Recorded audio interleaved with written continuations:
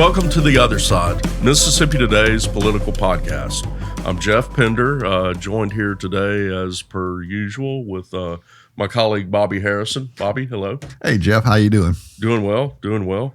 And we have as our guest today someone I believe we've had on before, state economist and director of Mississippi's University Research Center, Corey Miller.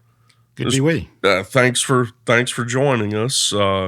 Mr. Miller was, I believe, named state economist in 2020. Has more than 20 years of experience as an economic researcher. Previously was an instructor and researcher at the Department of Agriculture Economics at Mississippi State University, and I believe is a big Ole Miss Rebels fan. No. That last part, that's fake news. I had to apologize for wearing my Southern Miss shirt today. Big Bulldog, correct? I am. And we don't allow for better or for worse. We don't allow cowbells on this podcast. He's especially I think a baseball fan. So this has been a tough year. Right. Of course, Rick Cleveland pointed out that the state Ole Miss had about the identical record a year. They won the College World Series at this time of the season. They did, and that's really one of the amazing things about college baseball: how quick it can turn around. Right. So there's always tomorrow. Always tomorrow. That's right. Right. Well, let's get into it. I believe we had you on last year. Kind of asking about the state of the state economy. And as I recall, things were pretty even keeled then. Where are we at right now? Things, I guess, have been a little more tumultuous lately. They definitely have. We came into 2024, both the national and the state economies, in pretty good shape. We had about 2.5% growth in the Mississippi economy last year. U.S. economy was close to 3%. We had over 2% growth in 23 and 24. We had 2 years in a row over 2% since 2005, 2006. You're talking about the state economy. Talking about the state economy, yeah. That's right. And our labor market had come out of the pandemic with pretty good growth. We grew more than 1% in 21, 22, and 23. Came back under 1% in 24, so kind of back to where we were before the pandemic, and I think we really are kind of getting back to where we were. But all that said, that's looking backward, and since about a month or so ago, it's been anybody's guess as to what's going to happen because we just don't know. There's been so much uncertainty in terms of policy at the federal level. Sure. That impacts the state level as well. And so, everybody's trying to get a handle on what's going on. I guess at this point, we're not seeing anything yet, or would be too early as far as tariffs, major federal cuts, or anything like that. How long before that stuff would show up one way or the other? It hasn't really shown up in the hard data yet, like you were saying. We have seen it in some of the surveys of consumers and businesses. Sentiment and consumer confidence surveys show pretty big drops.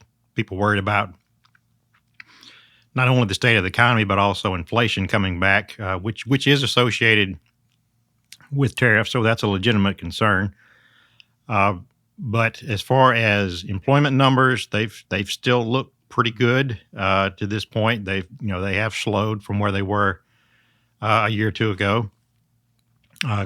Now, we got a GDP report at the national economy that was actually slightly negative for the first quarter, minus 0.3%. That was primarily due to a big increase in imports during the first 3 months by mostly firms and consumers trying to get ahead of the tariffs by making a lot of import purchases.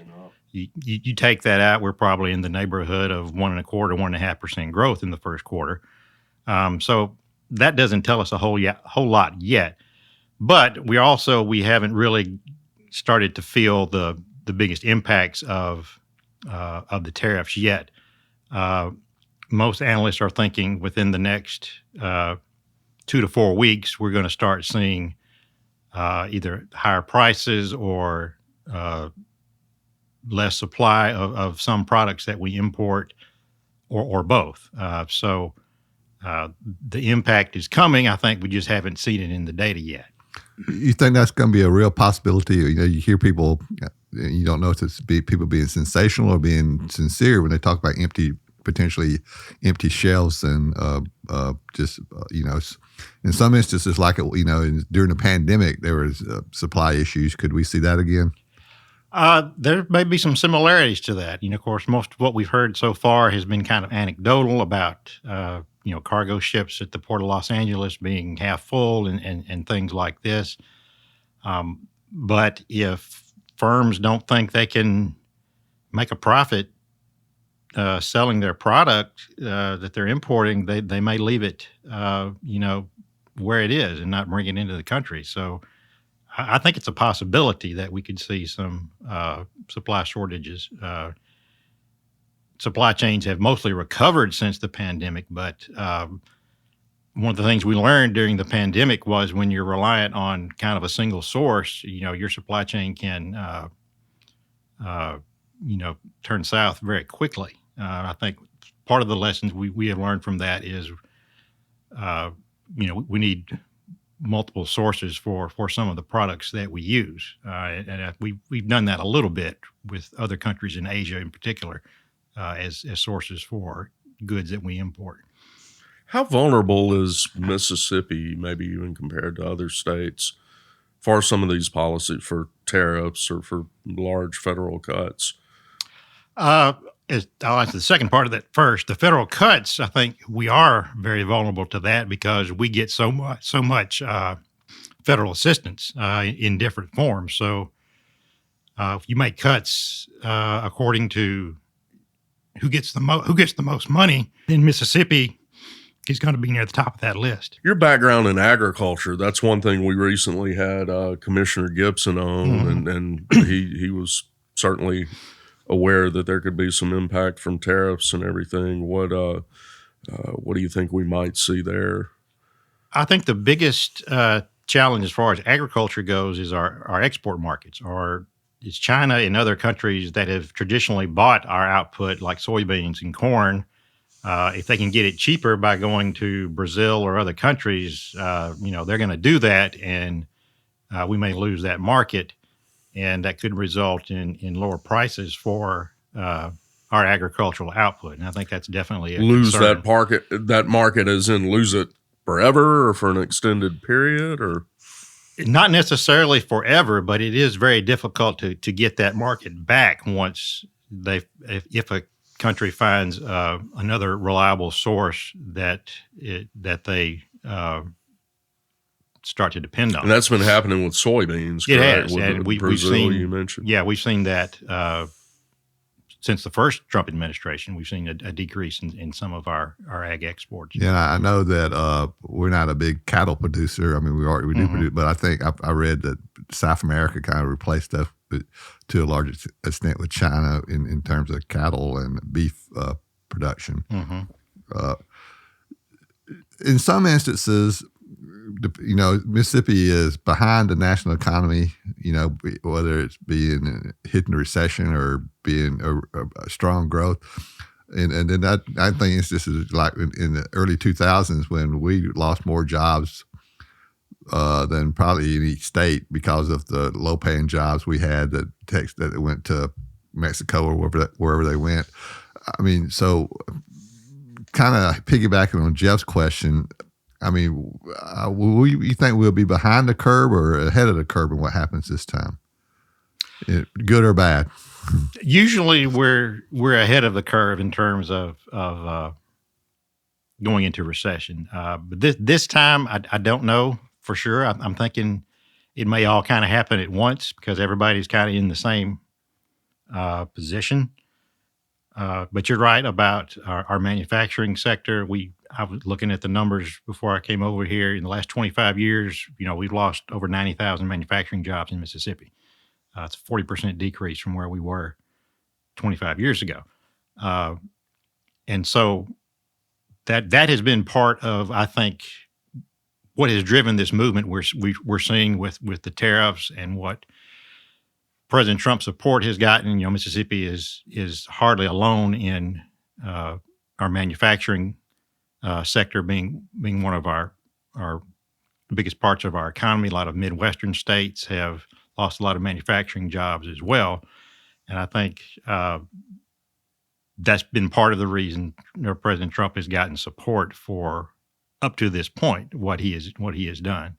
Yet, I mean, and to a certain extent, you see this. I mean, some of those jobs we lost.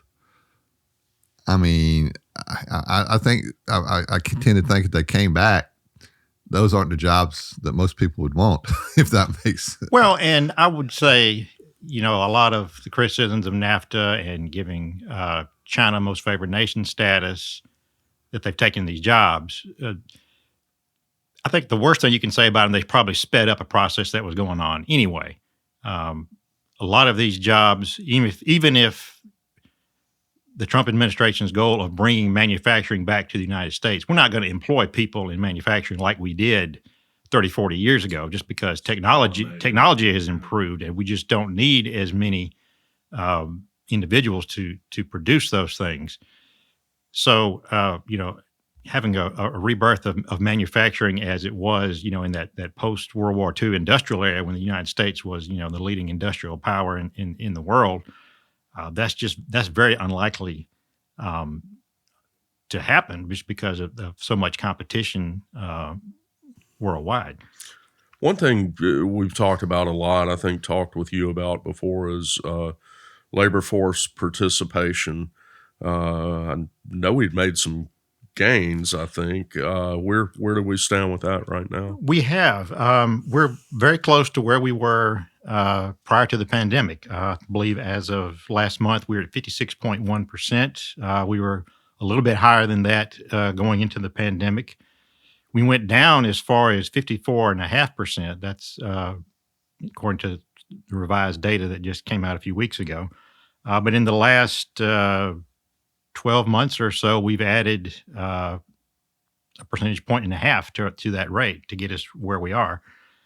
We have seen an increase in unemployment in the last year or so of about 15,000, but we've seen an increase in employment of over 27,000. So what that tells me is people have started looking for jobs because they become more optimistic about being able to find a job, that the unemployment is going up because people are trying to find a job. It's probably more difficult to find it than it was, say, 2-3 years ago. But our job market as of March is still relatively tight, and probably a little bit tighter than the U.S. job market.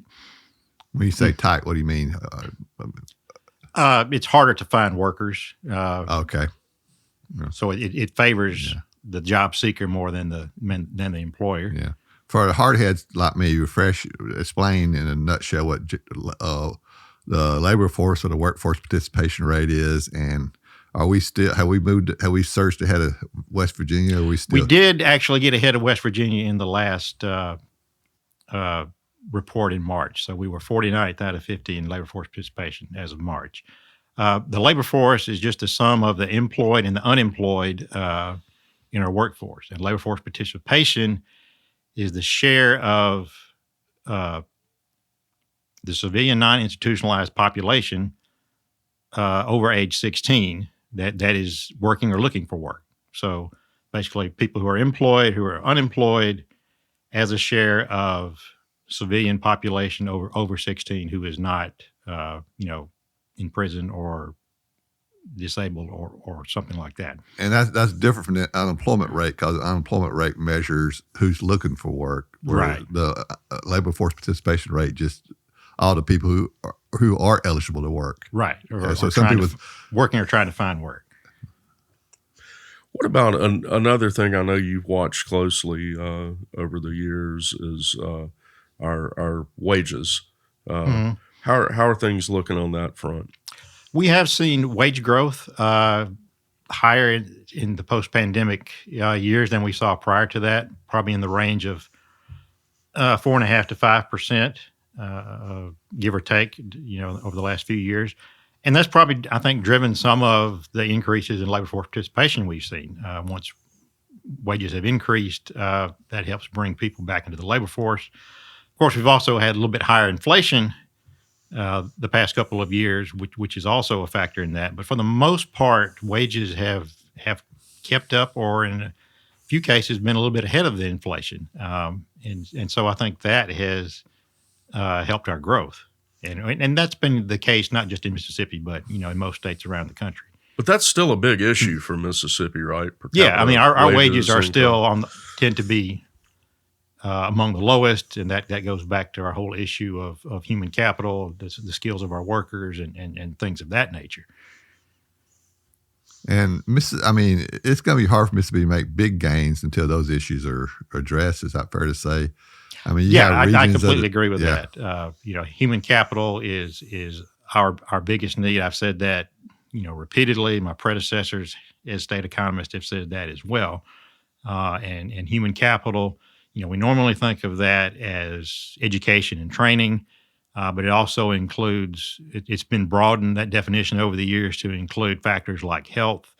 And, those are all areas where Mississippi tends to be behind most states. Our high school graduation rate is still a little bit below the national average. Our college graduation rate is like 10 percentage points behind the national average. And of course, most people in the state are familiar with, all of our health issues and our level of disability compared to other states. Yeah, I add my 2 cents worth. I linked the poor health to a higher than the national average number of people on disability, which, that drives the workforce participation rate. People who are disabled, and I think sometimes people become disabled just because of long-term health issues that they don't ever get addressed. Absolutely. Things like diabetes and obesity, high blood pressure, all of that can, worsen over time and take somebody out of the labor force. I know when you make presentations to the legislature when they're getting ready to set a budget or setting their expectations for the coming year, you usually give them some sort of handicap of the likeliness of a recession anytime soon. I know things right now are kind of maybe more in flux than they've maybe been in a long time. You got any predictions there, or? That's an excellent question, and if I really knew that answer, I'd probably be doing something else. Right.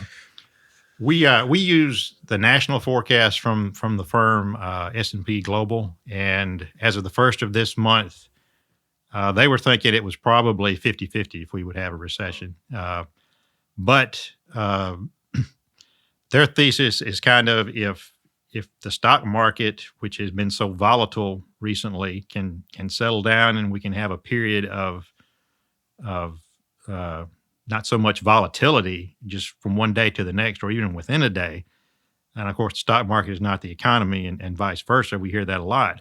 But in this case, I think because the tariffs affect companies' bottom line so directly, it is kind of weighed on people's psyche and how they approach the economy. But they think if we can have a period where we can settle down and not have so much volatility, we can avoid a recession. And in the past, 3 or 4 weeks, things have settled down. The market has recovered a little bit. So that the odds of recession have probably come down to where they were about a month ago, but probably still elevated in that between 35 and 50%. And it's all going to depend on what happens, with the tariffs and how long do they stay. Of course, tariffs can change one day to the next, from 1 hour to the next. It seems like some days. But recession is probably unavoidable if we have the type of tariffs that were imposed on April 2nd, kind of as a permanent thing, or at least for the foreseeable future. We can't really say they're permanent, but if they look like they're going to be in place for And at that level. months and at that level, then recession will be very difficult to avoid because it's just such a shock to the economy for all of that to happen. Now, when we see things like these exemptions and pauses, that definitely helps, and it gives businesses time to make decisions and sort of plan a little bit. But tariffs definitely make that environment much more challenging.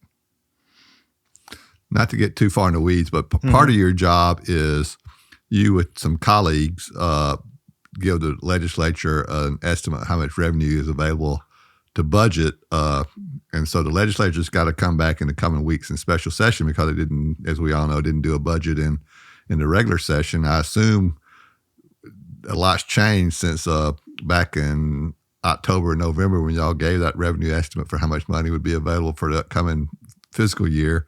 Do you anticipate? I mean, are y'all talking about that now? I mean, I know y'all mean in top secret, but I mean, are y'all talking? I mean, that's going to be a tough estimate to give, I would assume. We have not talked since that estimate in November as a committee. We have not been asked to present an estimate, and so we do that at the discretion of the budget committee, and if they ask us legislative for leadership, legislative budget committee, if they ask us for one, we'll get together and give them a number, but they have not done that so far. But it's I mean, it'd be a difficult number to. I mean, it would be. I mean, it's always a difficult number. You can never be right. No, and coming out of the pandemic, we missed it, and other states missed it a lot too. We missed it a lot to the underside. We really underestimated how much revenue the state was going to bring in. But the past couple of years, we've finally seen things have kind of settled down, and we've been within a couple percent either way, and revenue has been pretty flat. 24, was pretty close to 23. It looks like I just saw the revenue report for March. We're pretty close to the estimate for 25 as well. So, I'm not going to speak for the committee in terms of numbers, but I think relatively flat revenue growth going forward is kind of what we expect. Let me ask you, since the last time we talked with you, a huge policy decision by the legislature, this new tax policy with the eventual elimination of the state individual income tax, the other shift or whatever. Have you had much time to digest that or figure out how that's going to work?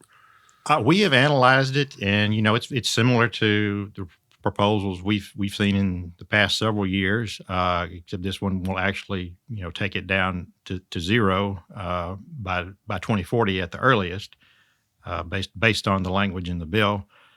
And our analysis has kind of comes to the same conclusion. Eliminating the income tax can have positive effects on the state's economy in terms of GDP and employment and population as well. But our estimates find that those impacts are relatively small, primarily because Mississippi's income tax is relatively low compared to the income taxes in most states, and that's been our conclusion. I think most in the legislature that support it would probably take issue with that and say they think it's a game changer. And the fact is, we really just don't know because based on history, because no state has really eliminated an existing income tax other than Alaska, and Alaska is kind of an outlier because they have the permanent fund from their oil reserves. If there's some psychological effect of not having an income tax in Mississippi, we'll see how that plays out. It's going to take a lot of years before we do that because of the phase out process, but we'll just have to see. Will the increase in the gasoline tax or the small cut to the grocery tax, will either of those have any big economic effect that you? I don't anticipate that. I think in the broad view, those two things are probably going to offset one another for the most part. The value of the 2% decrease to the grocery tax and the 9-cent gas tax is probably going to be about the same in the aggregate. So we don't anticipate too much overall impacts from it.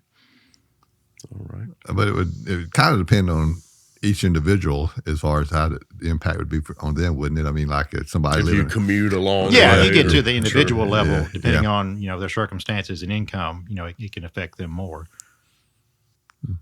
what so there's a lot of talk right now about Medicaid and cuts to Medicaid. Even though we don't have Medicaid expansion, Medicaid is still a huge issue in this state in terms of a sort of a large cog in the wheel of the healthcare industry and funding the healthcare industry in the state.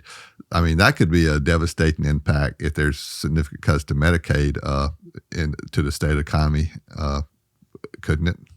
Yeah, it could, especially in particular locations where we have a lot of healthcare.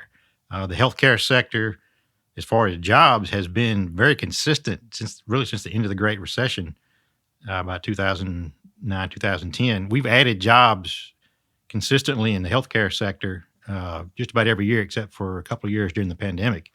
And I think that's because of demand, and we've probably got more demand for healthcare than we have, the ability to supply it, and for individuals willing to work in the healthcare sector or have the education and training to do that. So, and Medicaid, funds a lot of that either directly or indirectly. So, a reduction in Medicaid dollars would have those kind of ripple effects in a lot of communities in the state, I think.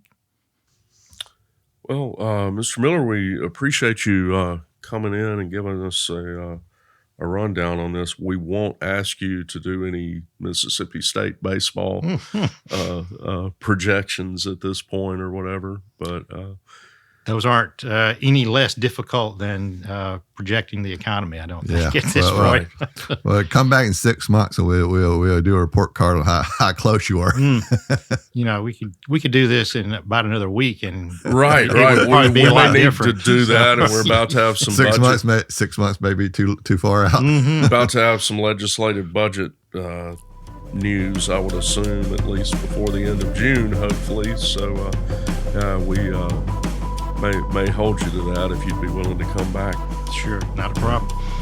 Thank you, sir. Thank you. Thanks.